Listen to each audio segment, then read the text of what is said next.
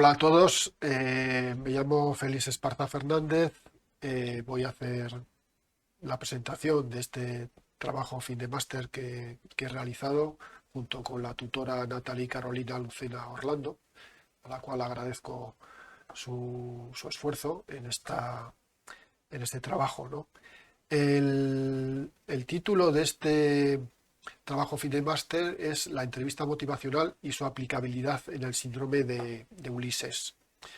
Eh, el tema de las migraciones es un tema mundial, es un tema que afecta en todos los rincones de la Tierra, es un tema que, que ha acompañado al hombre desde el origen de nuestra especie.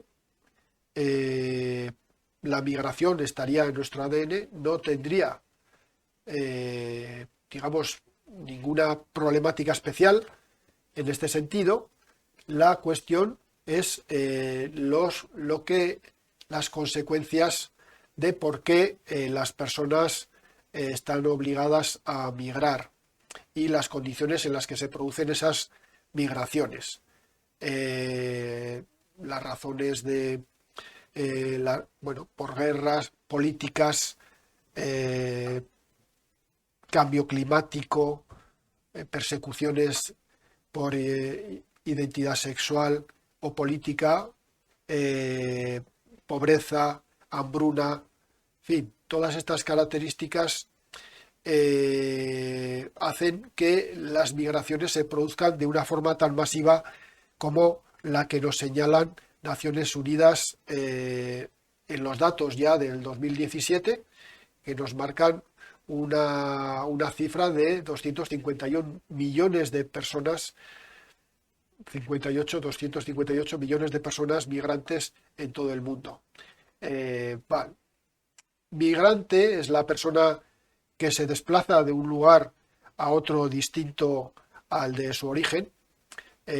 Inmigrante sería la persona que viene, emigrante la persona que va, ¿no? Estos tres términos se utilizan indistintamente y a veces de una forma errónea. En este trabajo se recoge fundamentalmente la palabra migrante como la persona que se desplaza de un lugar a otro distinto al de origen. Bueno, pues esta problemática del siglo XXI, fundamentalmente por la cuestión de ilegalidad, la migración ilegal es un fenómeno nuevo que añade especial gravedad y dificultad a estos procesos de desplazamiento de las personas de unos lugares a otros. El objetivo de este trabajo fin de máster, el objetivo general, es diseñar una guía de intervención basada en los principios de la entrevista motivacional para su aplicación en el denominado síndrome de Ulises. Los objetivos específicos que se pretenden en este trabajo han sido recoger los principios y conceptos más relevantes de la entrevista motivacional, resumir las características del denominado síndrome de Ulises, constatar los diferentes campos y estudios a los que ya se ha aplicado la entrevista motivacional y recoger la valoración que de dicha experiencia han realizado sus autores, e impulsar a las personas migrantes a través de la aplicación de los principios de la entrevista motivacional en la búsqueda del control de su salud física y mental.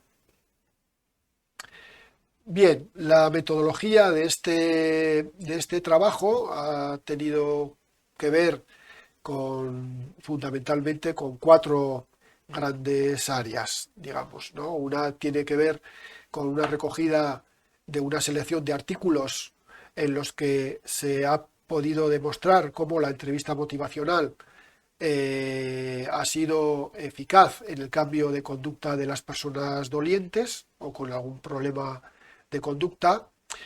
Otro campo tiene que ver con el conocimiento de lo que es el propio síndrome de Ulises, definido por Joseba Chotegui en el 2002, y nos basaremos en su obra fundamentalmente, la obra de este psiquiatra, que ya lleva más de 40 años trabajando con salud mental con personas migrantes. el campo de la entrevista motivacional, en el que nos basaremos, que este trabajo se basa fundamentalmente en la obra de Miller y Romney, tanto en el manual de 1999 como en la tercera versión del manual del 2015, y en el diseño de lo que es la guía didáctica, fundamentalmente en el trabajo y en las lecciones que presenta Liria Ortiz en su trabajo público y en su obra y en su bibliografía. Bien, la guía didáctica, que es el objetivo fundamental de este trabajo fin de máster, pues va dirigida a todos aquellos profesionales. Se entiende que el trabajo de recuperación de estas personas es un trabajo interdisciplinar y por tanto esta guía desde el principio pues tenía claro que tendría que ir dirigida a cualquier persona que atiende o que le toca atender a una persona migrante con problemas de salud física y mental, ¿no? Psicofísicos. Por tanto, va dirigido tanto al mundo de la salud, atención primaria, psiquiatría, psicología, como a asistente social, trabajador social, y todo incluido todo el mundo del voluntariado que también atiende y colabora en estos problemas de migración. Bien, el nombre de esta guía didáctica es Abordaje del síndrome de Ulises desde la entrevista motivacional. Vamos a unir estos dos conceptos en esta guía didáctica, tanto el del síndrome de Ulises como el de la entrevista motivacional, ¿no? Y explicaremos de cada uno de los conceptos las cuestiones más básicas. Bueno, y ese es un poco el objetivo fundamental, ya es disponer de una herramienta que recoja de forma resumida y manejable los conceptos básicos tanto del denominado síndrome de Ulises como del estilo de comunicación propio de la entrevista motivacional, para que con ello facilitar la resolución del malestar de las personas migrantes con las que se interviene desde el ámbito sanitario y social.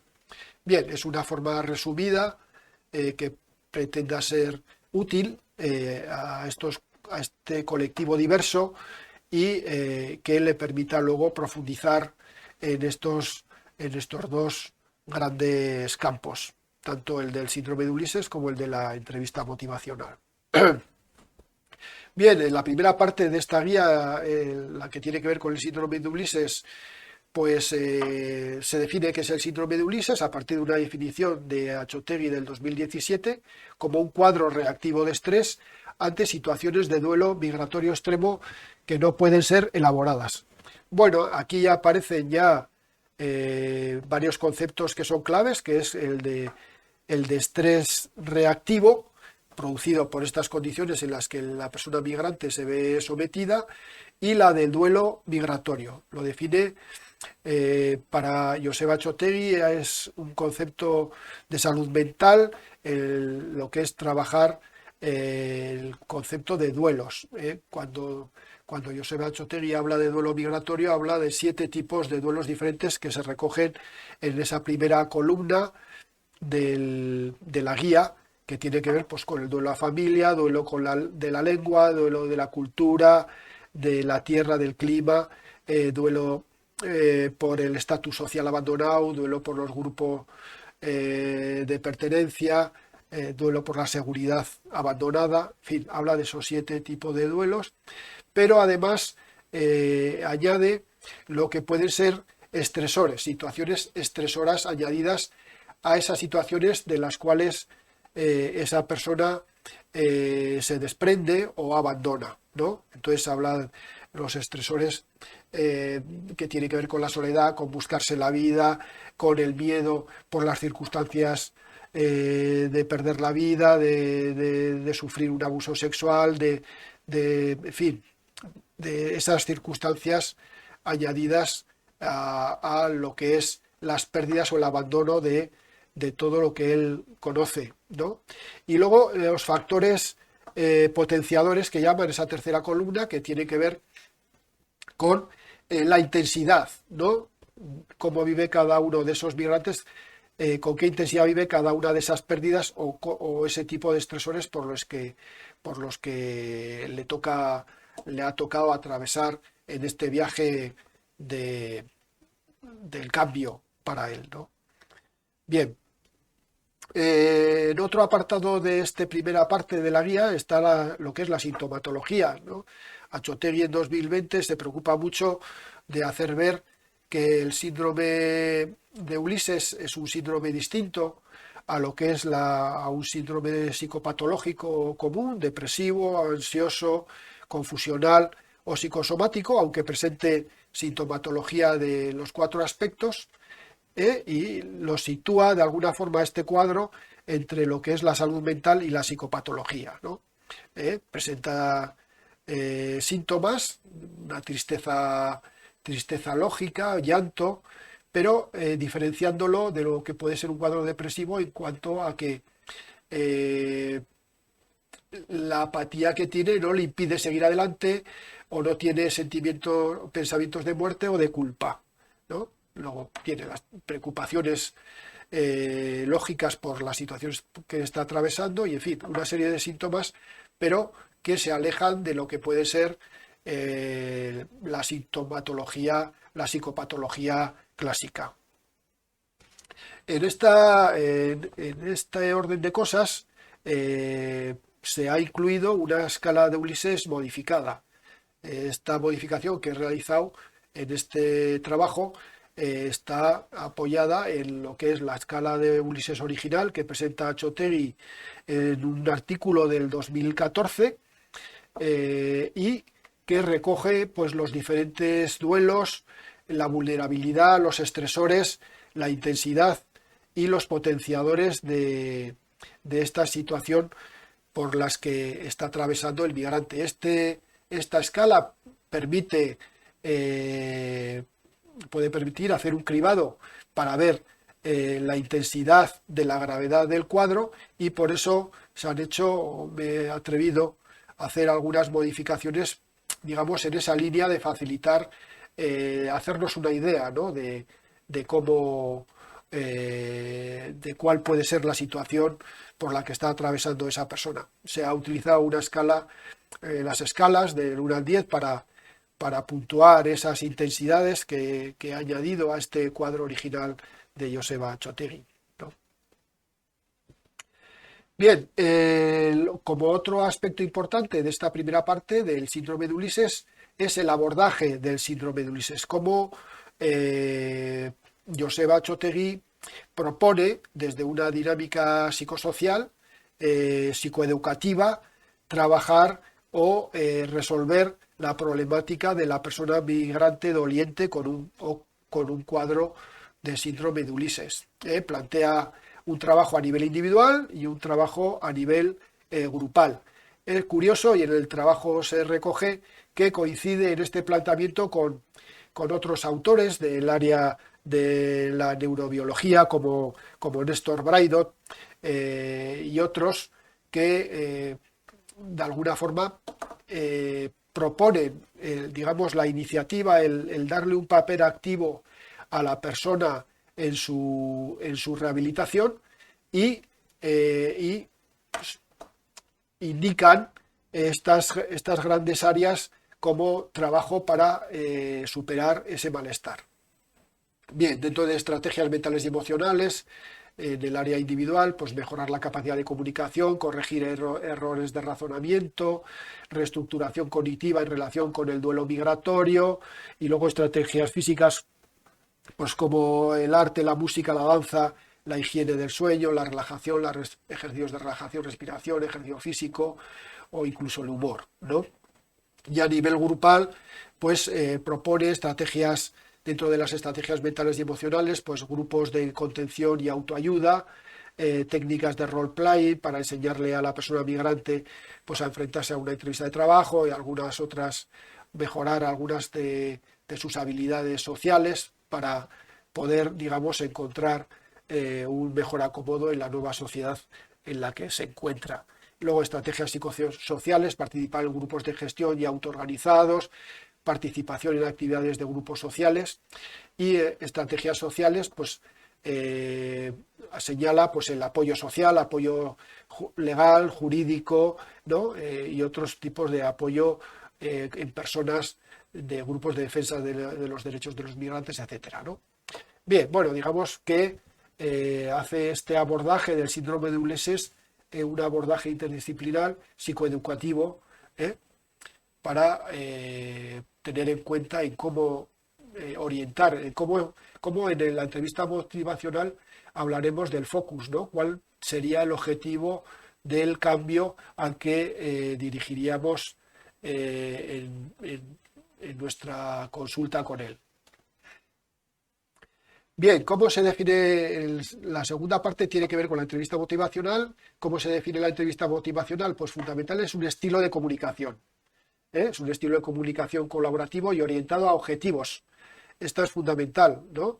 Es un estilo de comunicación, no es una terapia, no es una técnica, es un estilo comunicativo de comunicación distinto, ya veremos a ver, pero con la diferencia a lo que podía ser la psicología de Carl Rogers, basada en el cliente, del cual también se apoya esta teoría de la entrevista motivacional, pero la diferencia sería que va dirigida a un objetivo, digamos, tiene un objetivo concreto al que hay que suscitar y explorar por motivos que tiene la propia persona para cambiar en una atmósfera de aceptación y de compasión. Esta es la definición, la última definición en el manual de Rondil del 2015 ya aparece como la definición técnica que incluye estos dos aspectos.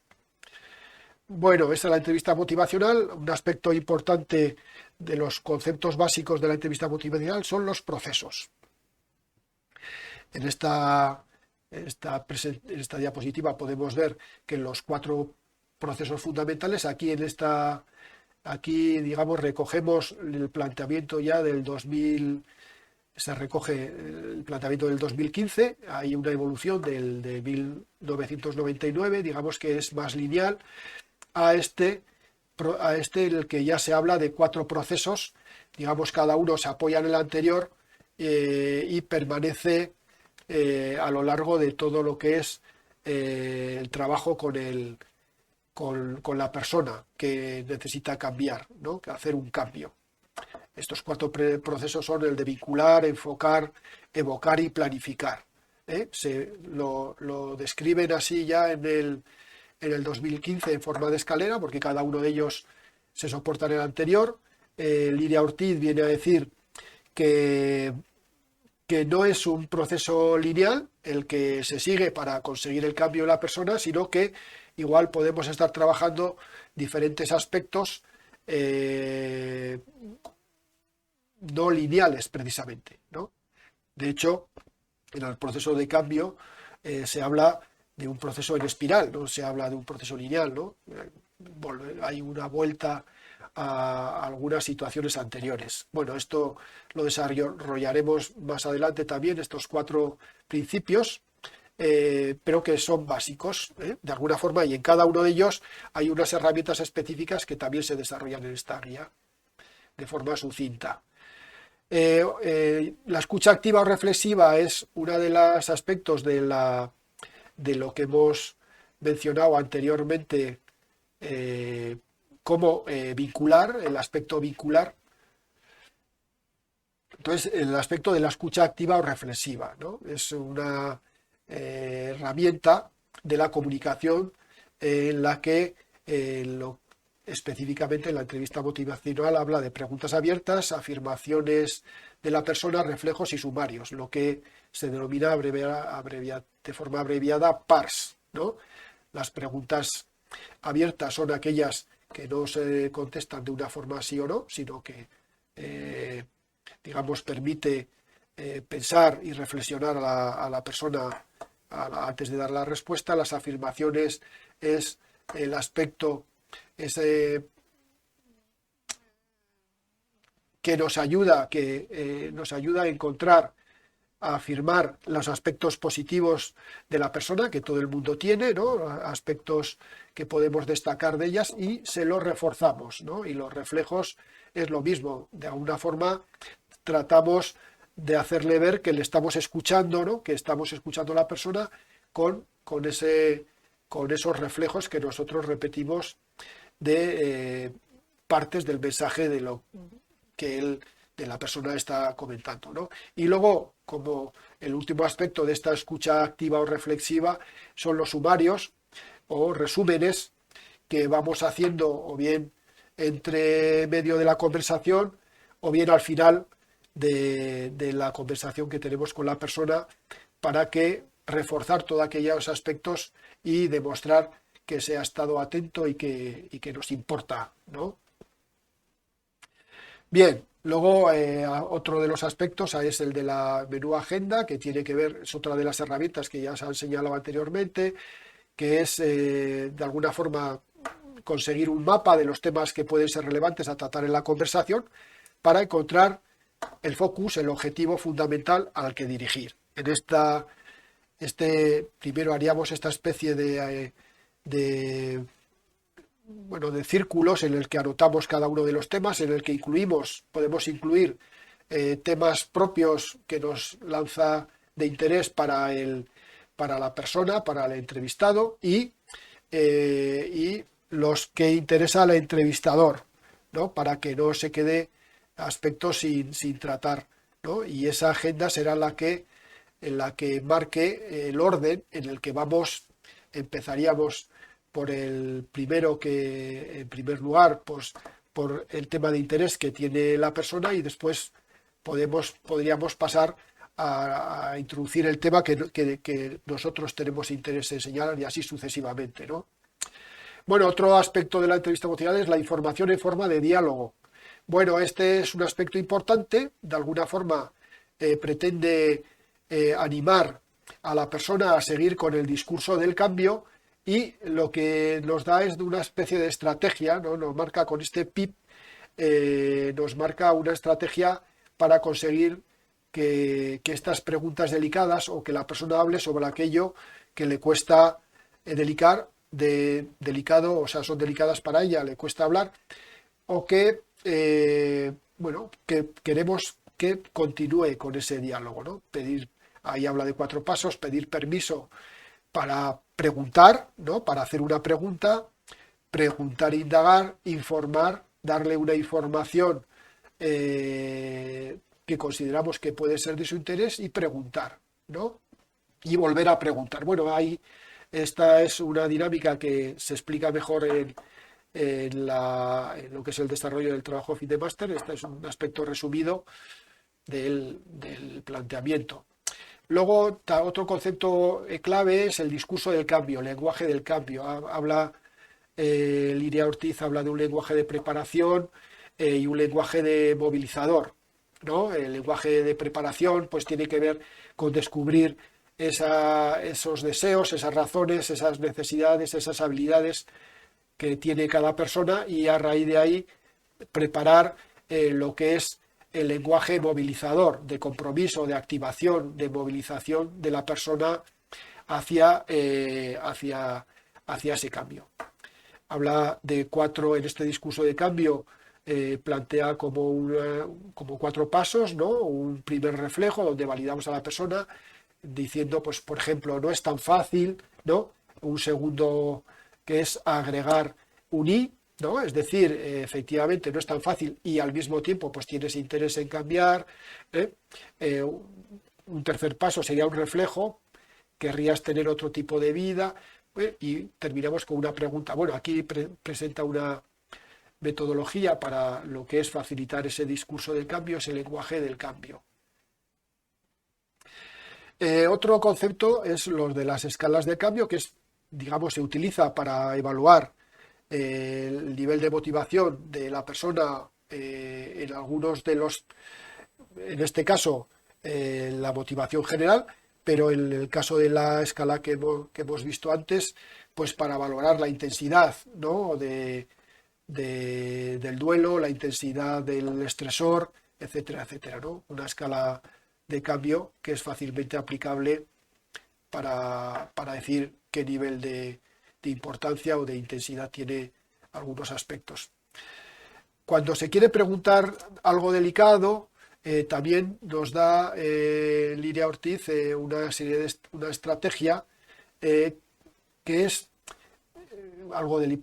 preguntar algo delicado, pues que tiene que ver pues, con ideas de suicidio, que tiene que ver con abusos, que tiene que ver con maltratos, en fin, algo que a la persona le puede costar hablar de ello, cómo introducir ese discurso, cómo iniciar ese discurso, pues habla de una metodología como puede ser una introducción, ¿no? ¿Por qué hacemos esa pregunta?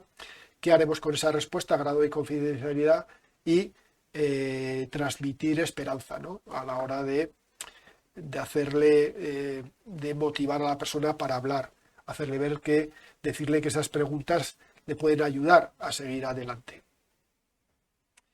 Bueno, la discordancia o resistencia, digamos, cuando se da baja motivación al cambio, es una de las cuestiones básicas de la entrevista motivacional, del trabajo con la entrevista motivacional, del estilo de comunicación de la entrevista motivacional.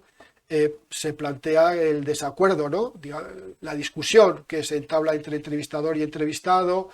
Esas resistencias se pueden ver claramente pues, con los argumentos, con las interrupciones, con las negaciones, ignorando cosas, ¿no? Todo eso, cómo podemos trabajar las resistencias a moverse, ¿no? Ahí habla de unos principios básicos para manejar la resistencia, que es evitar el reflejo correctivo, que es el que realizamos el entrevistador, que tenemos ganas de ayudar, ¿no? Con disposición de ayudar. Digamos, este reflejo correctivo impide el que sea la propia persona la que se mueva, la que inicie el cambio, ¿no? Reflejar con la finalidad de mostrar que se escuchó a la persona y hacer preguntas que permitan tener un diálogo e informar en forma de diálogo. Bueno, luego habla de 4 pasos para manejar la resistencia. En fin, esto ya también se tiene en el trabajo más desarrollado. Bueno, la ambivalencia, ¿no? Disposición moderada al cambio. Bueno, en este caso, digamos, está la balanza, no se inclina hacia un lado ni hacia el otro, hay una cierta disposición, hay un cierto lenguaje de cambio. Entonces, de lo que se trata es de inclinar la balanza.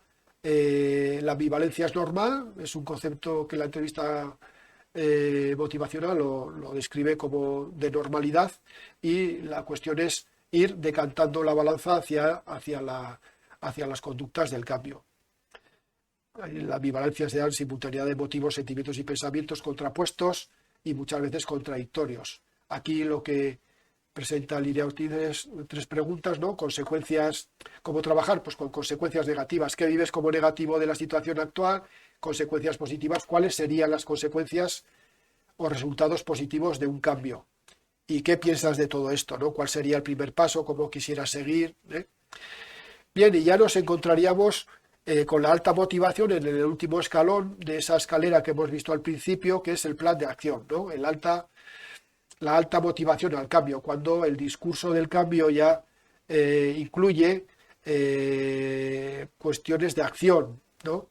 La persona quiere y siente que puede cambiar. Aquí la cuestión va a ser que tenemos que descubrir es si tiene habilidades, si tiene recursos suficientes, en ese caso, o está bien orientado en esa planificación, con lo cual en ese caso reforzaremos.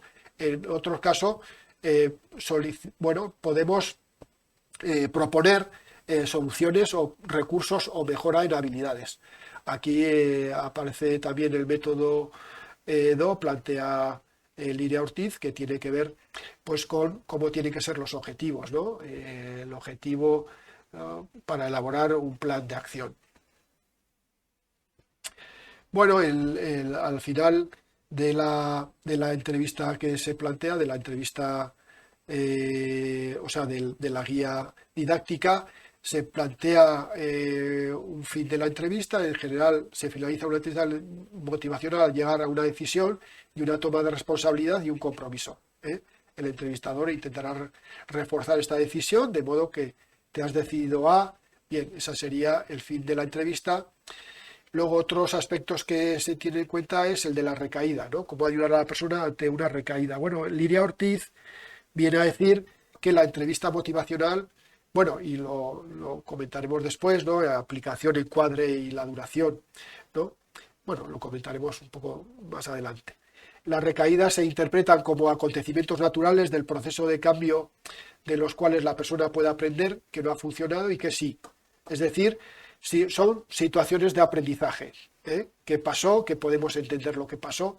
Es la forma de abordar estas recaídas. Ya hemos dicho que la entrevista, que el proceso del cambio es un proceso generalmente en espiral, es decir, movimientos de recaída, volver a motivarse por el cambio, volver a activarse, a planificar, a modificar. En este caso, reforzaremos el concepto de situación de aprendizaje.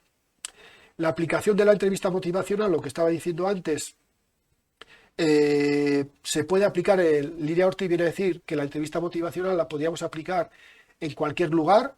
El encuadre seríamos nosotros y el otro o los otros, ¿no? Yo, el otro y los otros, ese sería el encuadre, no necesariamente tendría que venir a una consulta, podríamos hacerlo en cualquier lugar, y la duración puede ser también variable, ¿no? 5 o 10 minutos, podemos utilizar aquel tiempo que tengamos para lo que ella denomina la semilla del cambio, ¿no? Bien, bueno, pues la aplicación, pues lo mismo, la aplicación puede ser antes del cambio, es decir, antes de lo que puede ser un tratamiento terapéutico para motivar a la persona a hacer ese tratamiento, durante, cuando vemos que la motivación está fluctuando, está bajando, o al final, para, digamos, animar a la persona en ese cambio. O en las recaídas también, ¿no? Bien, recogiendo una aportación de Lizarraga y Ayarra del 2001, he introducido también en esta guía lo que puede ser una entrevista motivacional breve, pensando en aquellas consultas de medicina, de enfermería, de atención primaria, en la que el tiempo es limitado, y recoge lo que podía ser una intervención corta de 10-15 minutos y la basa en ellos en 4 momentos diferenciados. Uno, el inicio de la entrevista; otro, la exploración de motivos de preocupación; elección de la opción para el cambio; y la finalización, ¿no? Digamos que estos 4 aspectos, en la misma línea casi que lo que le decía Lidia Ortiz, de aprovechar el tiempo que se tenga, en este caso, tanto Lizarraga como Ayarra pues lo plantean para lo que podía ser una atención entre 10-15 minutos con principios de la entrevista motivacional. Bueno, pues todo esto es el trabajo que he desarrollado y bueno, y me despido. Gracias por todo.